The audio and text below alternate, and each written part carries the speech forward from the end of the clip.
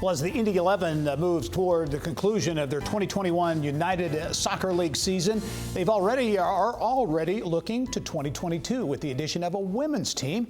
Bill Benner has more in this week's Inside Indiana Sports. Bill. Gary, thanks. This past week, the 11 management announced it would be part of the inaugural USL W, a developmental league for women and perhaps a prelude to a full-scale women's professional league in 2023.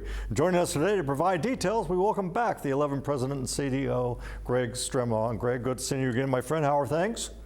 Very well, very well. Thanks for having me, Bill. Well, thanks for being on the program. Let's start off talking about this announcement about the women's team. It's called a women's senior team, but pre-professional level. If you could kind of give our viewers just kind of what that all means. Yeah, we're excited by it.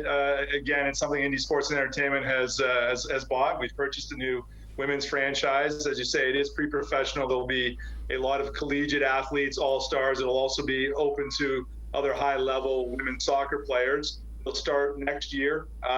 Season right now looks to be about mid-May to mid-July, so not a very long season, a couple of months that really augments the women's sport calendar for a lot of those collegiate level players. We have not yet announced team name, logo, or the venue, but those details will be forthcoming. But as I say, this is something we're excited about. I think it shows our commitment to the sport of soccer, both men and women, and serves as a great prelude to professional women's soccer once we do get to 11 Park opening. Yeah, and Greg, again, everybody's familiar with the U.S. women's national team, certainly in the World Cup, Olympics, but then women's opportunities, they seem to just kind of go away, and I know that the league is very interested in trying to fill that void and provide this developmental level for women across the country. They are. Quite frankly, we believe that at the time that it will launch next year will be the highest level of women's soccer in this state. And again, it'll be a great springboard to showcase these wonderful athletes, so many of which will want to go on to professional ranks. And we think this is another opportunity for them to do so. Name and logo still to be determined and announced sometime down the road, I understand? Correct. We do have some really good plans around that, but stay tuned for further information. This is part of a larger strategy by 11 Sports and Entertainment, as you mentioned, as we look hopefully down the road toward 11 Park. But I know you've embraced youth soccer. Certainly, you have the 11 competing in the USL. But this is part of a larger strategy to continue to grow soccer throughout the community and the state of Indiana. It is, and a lot of people aren't overly aware, but last fall we announced a youth development program with 15,000 kids across the state. We've got 9 or 10 youth clubs that are now fully affiliated with Indy 11 and wearing those jerseys and part of our partnership program.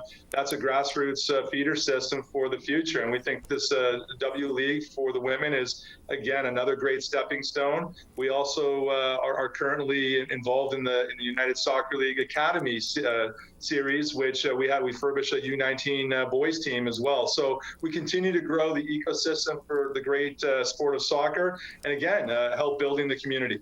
The Indy 11 USL Championship season still going on. I think you have 3 home games left downtown at the Mike Carroll Stadium. So, and again, I know you've made some roster additions, so you're hoping for a late season push toward the playoffs. We are. There's no doubt we have not been as consistent as many of us would like. We feel we've made some great investments in players in the roster, but at times we just haven't been able to put it together. Definitely have been hit hard by injury bug, so to speak, but no excuses. As I think you and I have talked about, we've been one of the busiest teams in the country here at the roster freeze deadline, and we signed 3 brand new players, 2 of which were inserted in the lineup last night, actually, Kevin Pardita and Toby, with previous experience in both Pittsburgh and Phoenix. And we've also signed the former MVP of the league, Emmanuel Ledesma, who is from Argentina, and he'll be joining us this weekend. So we're doing everything we can. Sure. Go ahead. I just say, as we wrap up, I just want to touch briefly. We mentioned 11 Park, and certainly that's still very much a part of your long-term plans for 11 Sports and Entertainment. It absolutely is. Vision hasn't changed. Listen, there's no secret. Pandemic has made things difficult on a lot of projects, ours included. But the front burner is starting to see 11 Park being brought back, and right now almost all of our efforts are around land acquisition.